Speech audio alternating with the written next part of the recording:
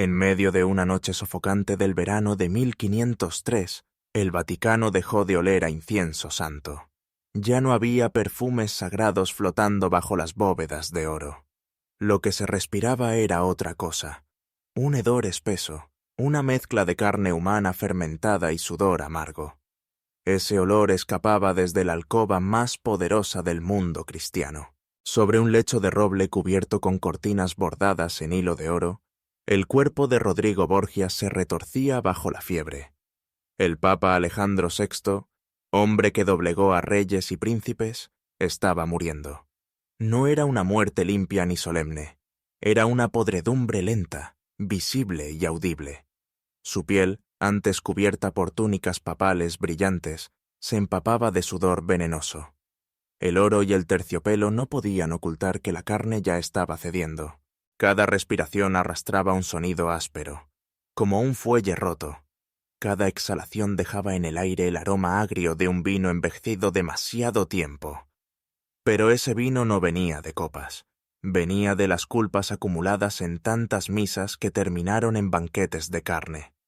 La cama papal, pensada para la gloria, se había transformado en una tumba húmeda. Si uno cerraba los ojos en esa habitación, podía escuchar el goteo lento de la cera sobre la alfombra persa.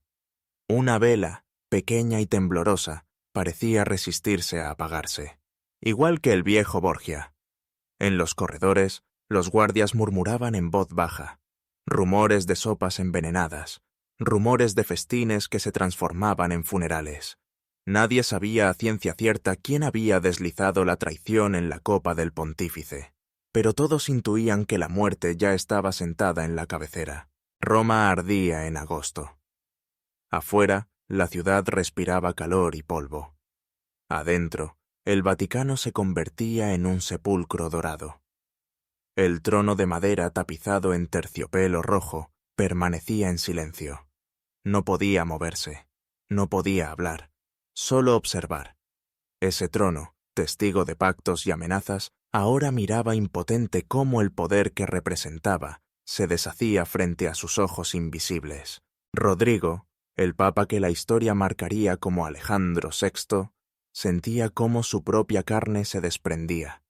Sus venas, hinchadas como serpientes bajo una piel de cera, recordaban cada trato oscuro que había sellado. Cada banquete que empezaba con vino consagrado y terminaba con cuchillos manchados.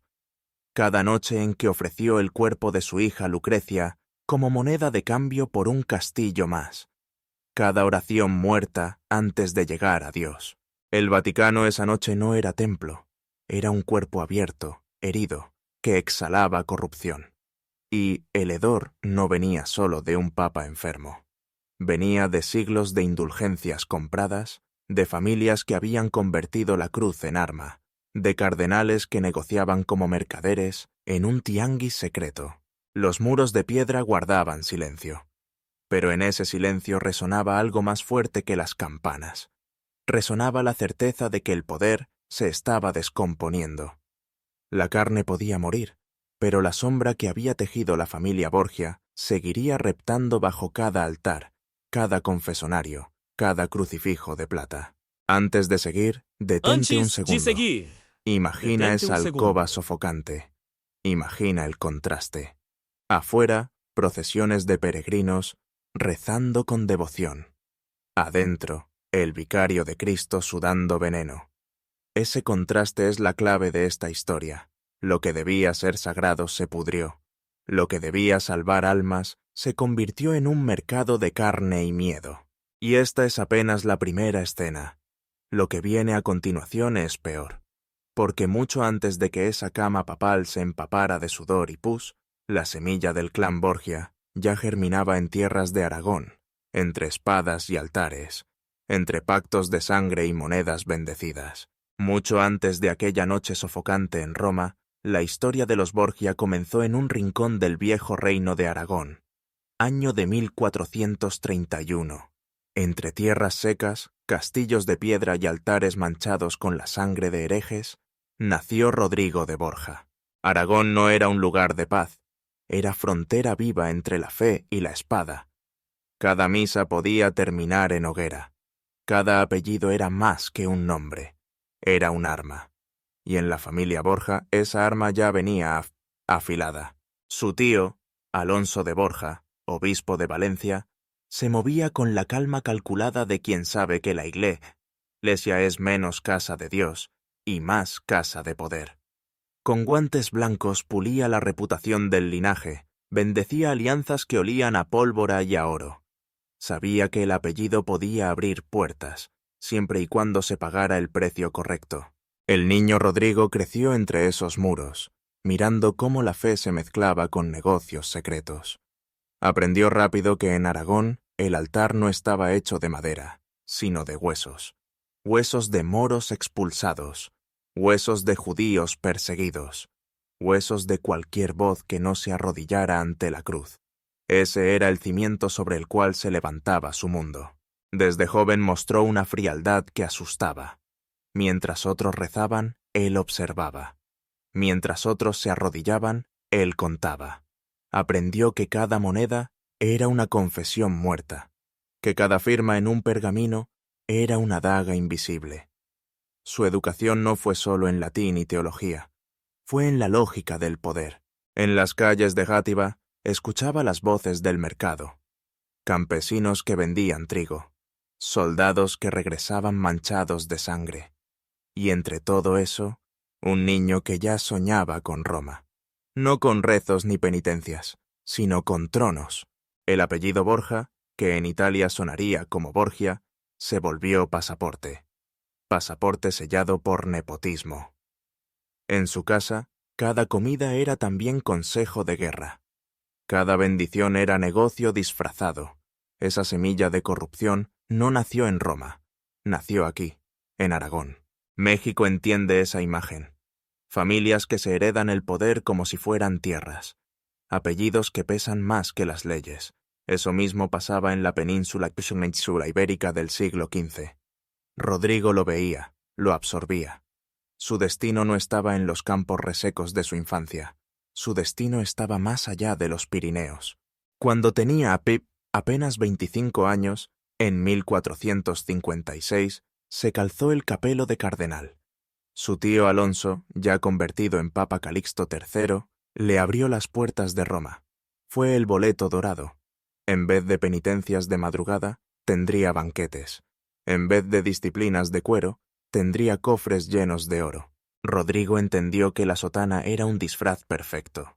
Bajo la púrpura cardenalicia se escondía la ambición más cruda. Y desde ese momento comenzó a tejer lo que pronto se volvería un reino dentro del Vaticano. Pero antes de entrar de lleno en los corredores de Roma, recuerda esto. Su sangre ya llevaba la marca. La fe no era guía, era mercancía. Y en ese joven cardenal de mirada fija, ya latía la certeza de que un día la silla de Pedro sería suya. No por voluntad divina, sino por cálculo frío. Lo que en Aragón nació como nepotismo, en Roma se transformaría en una maquinaria. Y esa maquinaria pronto iba a devorar la península italiana entera. Roma, la ciudad santa, así la llamaban. Pero cuando Rodrigo Borja puso un pie en sus pasillos de mármol, entendió la verdad. No era un templo, era un mercado disfrazado de iglesia. Bajo las cúpulas que algún día verían los pinceles de Miguel Ángel y Rafael, se cocían conspiraciones como calderos de carne. Los cardenales, envueltos en sedas rojas, traficaban favores con la naturalidad de un mercader en el tianguis. Cada misa solemne era una subasta.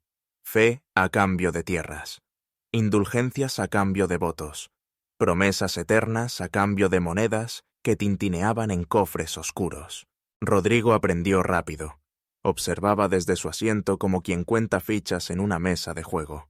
Entendió que el altar era un tablero, que el crucifijo no era símbolo de redención, sino un cetro silencioso.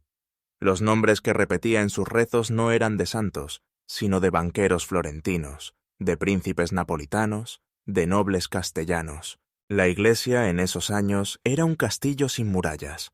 Adentro reinaba el oro, afuera se desangraban ducados enteros en guerras interminables. Cada indulgencia vendida se convertía en una espada. Cada moneda bendecida se transformaba en pólvora. México sabe lo que es vivir así, donde la justicia parece un puesto más en el mercado, donde lo sagrado se convierte en mercancía y lo que debería ser promesa divina se cambia como billete falso en la calle. Roma en el siglo XV no estaba tan lejos de lo que hoy donde la reconocemos en justicia historias de parece un caciques y puesto familias más eternas. en el mercado, Mientras en donde lo Florencia sagrado se florecían convierte artistas en y mecenas, mercancía. pintando frescos que desafiaban a Dios con cuerpos desnudos, Rodrigo pintaba su propio fresco invisible, la genealogía de su dinastía. Reunía secretarios leales, compraba conciencias, tejía banquetes que empezaban en la sacristía y terminaban en dormitorios cubiertos por cortinas cerradas.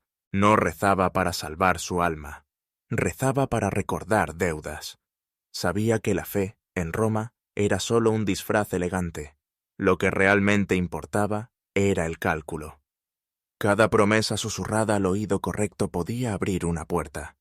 Cada amenaza velada podía mover un ejército.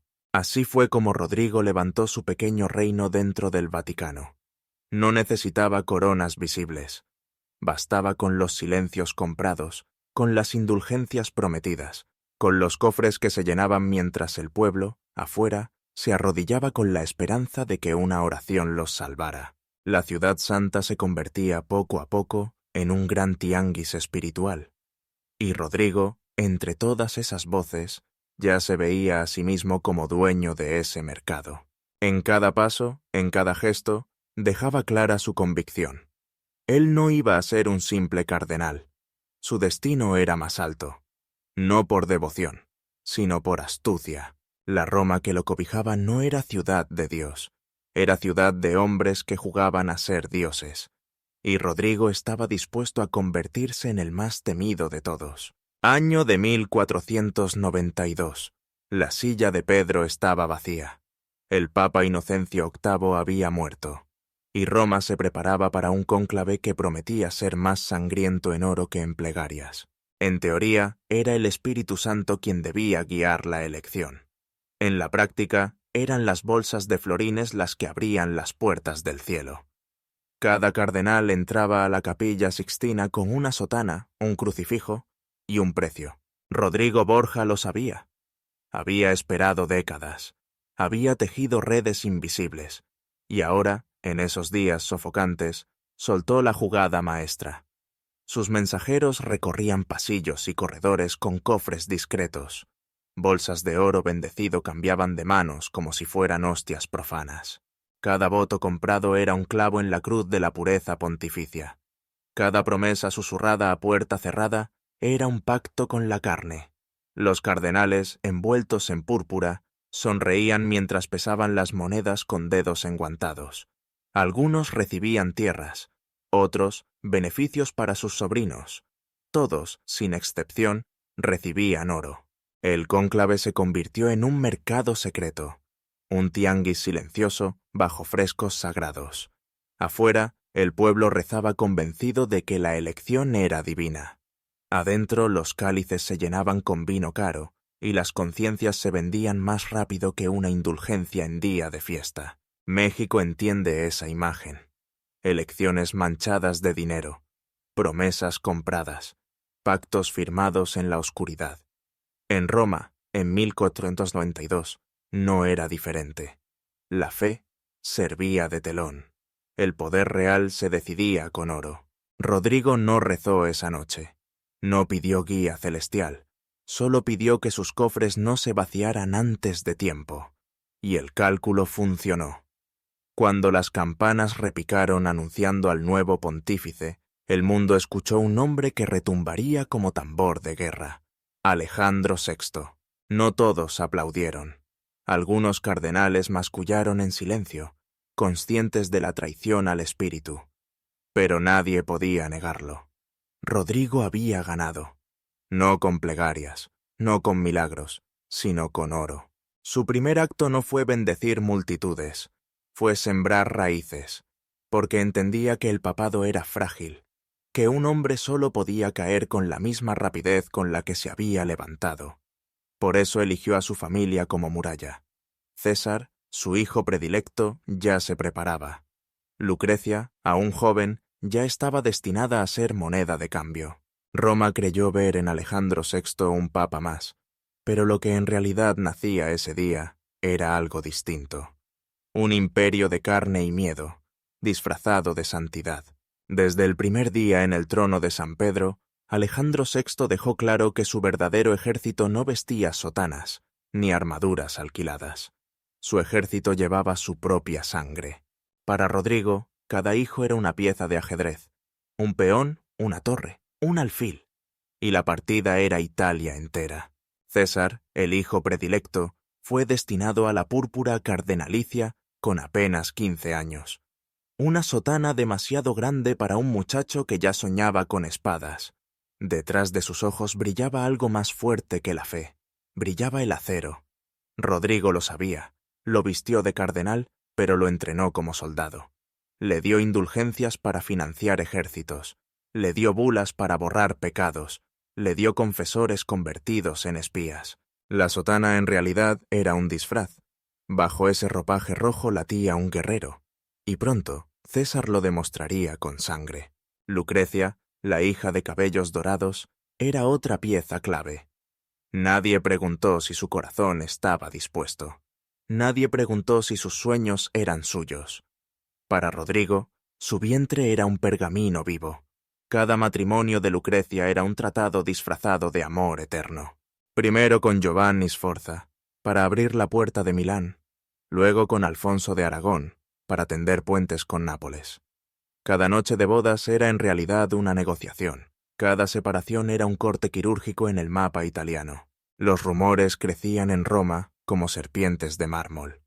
Se decía que Rodrigo veía en su hija algo más que una herramienta política, que los muros del Vaticano habían escuchado susurros prohibidos, que la sangre de los Borgia no solo estaba mezclada con bastardos, sino también con incesto.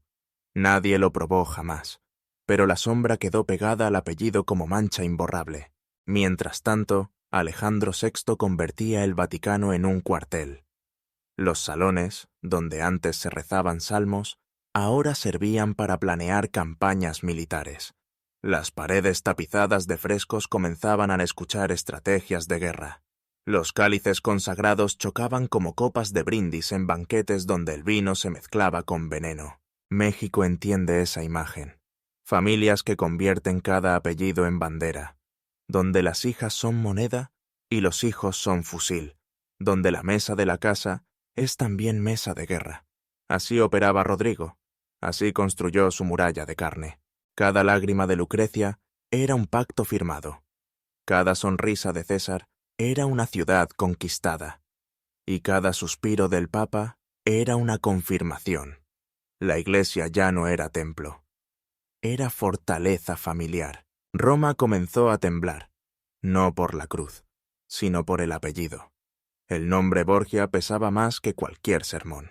El Vaticano bajo Alejandro VI dejó de ser santuario. Se transformó en un mercado de indulgencias, un cuartel disfrazado de templo. Rodrigo entendió que el perdón podía venderse como grano en tiempos de hambre, y lo vendió. A reyes, a nobles, a mercaderes.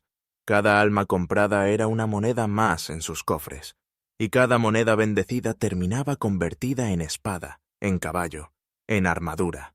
Así nació un imperio de carne y miedo. Mientras los peregrinos llegaban a Roma buscando salvación, se encontraban con burdeles disfrazados de conventos, con confesores que más que escuchar pecados, los negociaban. Las calles apestaban a cadáveres que emergían de los ríos en la madrugada. Dentro del Vaticano, el ambiente no era distinto. Los salones de mármol se volvieron campamentos. Mapas manchados de cera se extendían sobre altares. Los cálices consagrados chocaban entre sí como copas en brindis de traición. Roma, la ciudad santa, se deshilachaba bajo el peso de una familia que había convertido la fe en moneda. César Borgia dirigía tropas de mercenarios alemanes, caballeros catalanes, soldados vendidos al mejor postor. Con la bendición de su padre, regaba los campos de Italia con sangre. Cada ducado conquistado era presentado como victoria divina, pero lo que en realidad avanzaba era el apellido Borgia. Los enemigos caían uno tras otro. Condados enteros juraban lealtad, no al Cristo crucificado, sino al filo de César. Y detrás de ese filo, la mano invisible de Alejandro VI. México entiende bien esa lógica. El perdón como negocio. La justicia como mercancía. Un sistema donde lo sagrado se prostituye para financiar la guerra. Roma en esos años era un espejo lejano, pero reconocible, de lo que ocurre cuando el poder se convierte en mercado negro. El pueblo murmuraba. Algunos decían que las oraciones morían antes de llegar a Dios, atrapadas en los bolsillos de cardenales avaros.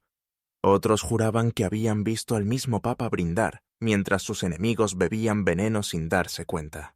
Lo cierto es que el Vaticano olía a pólvora y a vino agrio, y cada indulgencia vendida era un ladrillo más en esa fortaleza podrida. Roma no rezaba, Roma negociaba, y los Borgia reinaban sobre esas ruinas, convencidos de que la fe no salvaría su linaje, que solo el oro, la carne y el miedo podían blindar un apellido contra la traición.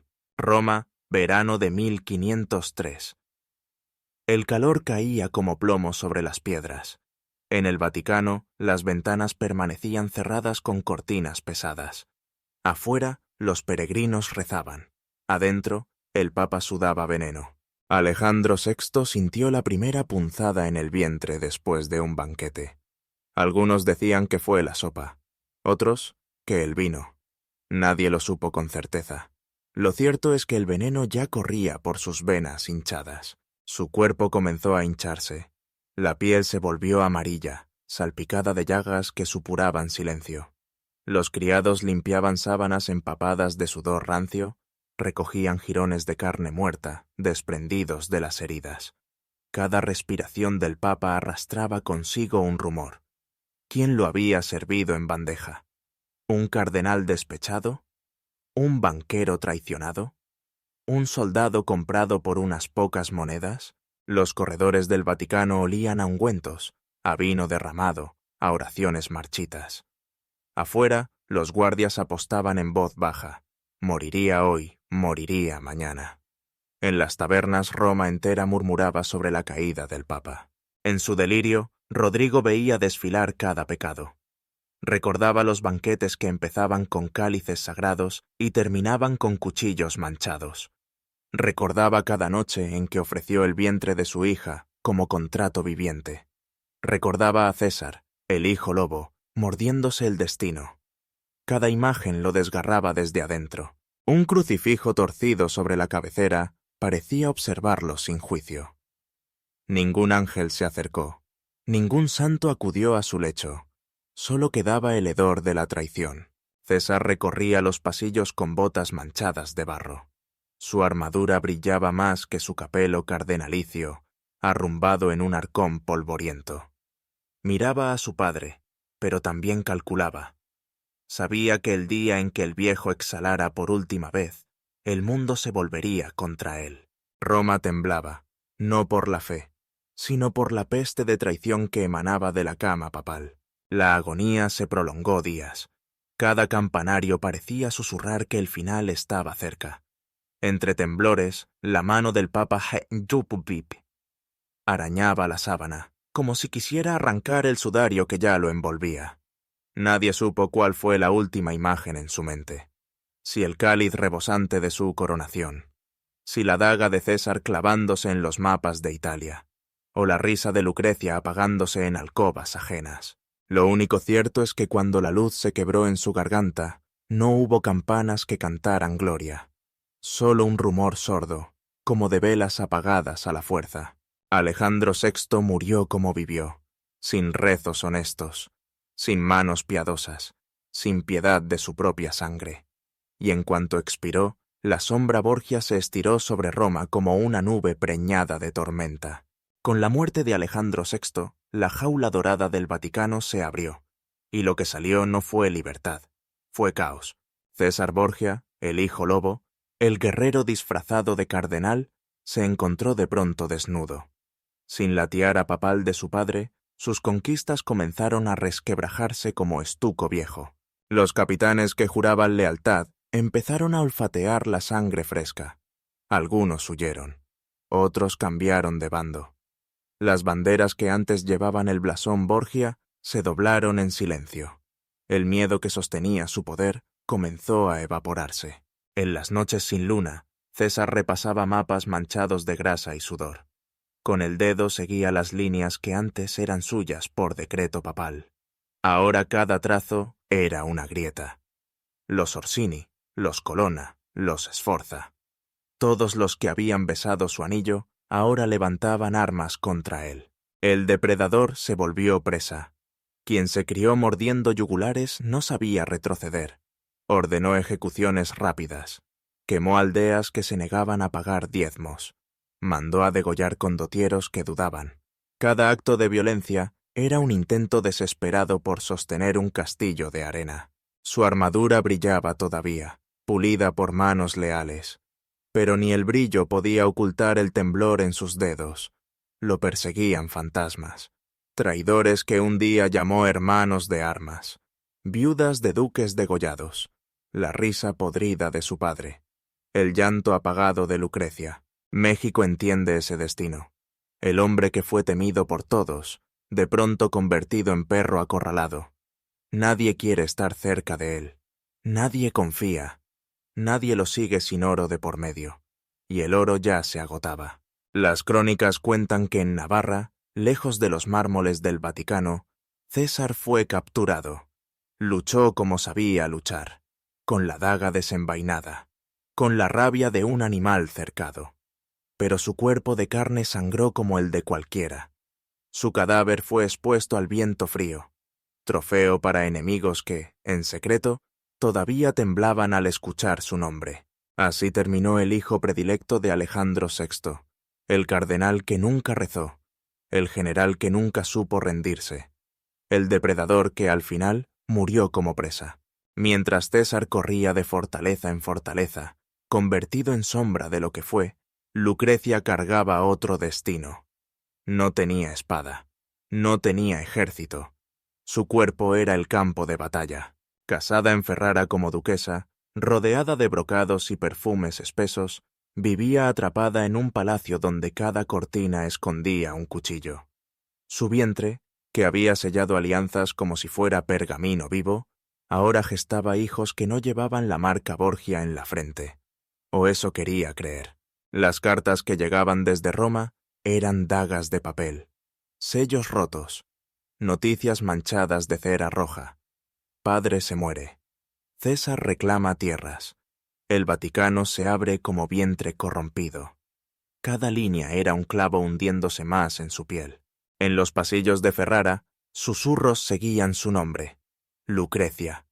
No como madre, no como esposa, como rumor, como sombra. Decían que había compartido lecho con su padre. Decían que había parido bastardos de sangre impura. Nadie lo comprobó nunca, pero el rumor era más fuerte que la verdad. Y ese rumor la acompañó hasta el último día. En las noches de silencio rezaba sin fe.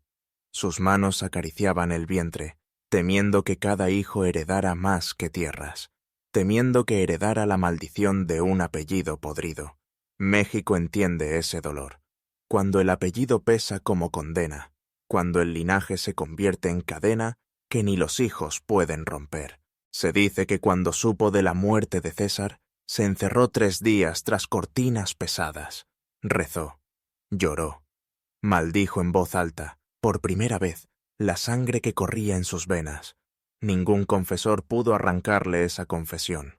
Ningún sacerdote pudo darle absolución. Su rostro quedó para la historia como el de una mujer bella, usada, señalada. Pero en realidad fue más que eso. Fue la frontera viviente de un imperio de carne. Su vientre, al mismo tiempo, era tratado, arma y maldición. La sombra Borgia nunca la soltó, ni en Ferrara, ni en su lecho de muerte. Sus hijos heredaron tierras, sí, pero también un reflejo lejano de Roma en los ojos, como si la ciudad devoradora hubiera marcado a cada descendiente. Lucrecia fue la prueba de que, en la dinastía Borgia, ni la sangre inocente podía escapar. El cuerpo de Alejandro VI Se pudrió bajo las losas frías de San Pedro. Sus secretos se disolvieron en la carne hinchada. Pero su sombra, esa nunca se fue. Roma respiró un silencio turbio. El nuevo papa, Julio II, purgó a los aliados Borgia. Pintó frescos, levantó muros, tapó grietas con pinceladas de Rafael. Intentó borrar la mancha, pero por más oro, por más yeso, por más pincel, el eco seguía allí, bajo cada altar, bajo cada confesonario. El apellido Borgia dejó de sonar en las plazas, pero en los pasillos clandestinos, en los cuchicheos de monjas, en las crónicas escondidas, seguía vivo. No como linaje, como advertencia, porque cuando la fe se convierte en moneda, cuando los vientres se alquilan como tratados, cuando la salvación se vende como mercancía, ningún altar queda limpio. De Alemania llegó un monje testarudo, Martín Lutero. Clavó 95 tesis en una puerta húmeda. No necesitó nombrar a los Borgia. El rumor de indulgencias vendidas, de bastardos en tronos sagrados, ya retumbaba en toda Europa. La podredumbre del Vaticano había abonado el terreno. Así, sin proponérselo, Rodrigo Borja firmó su legado más grande. No fueron castillos, no fueron ducados, fue la ruptura de la fe. Cada misa sospechosa, cada confesión comprada, cada trono vendido al mejor postor, alimentó la hoguera de la Reforma. Y mientras los frescos de Rafael secaban su pintura bajo cúpulas nuevas, la gente empezaba a preguntar: ¿dónde termina Dios y dónde empieza el hombre? ¿Qué manos sostienen la cruz cuando está manchada de vino y sudor? Los Borgia desaparecieron como apellido, pero nunca como advertencia. Su historia quedó atrapada en las piedras de Roma, en los altares que aún huelen a incienso mezclado con carne vieja.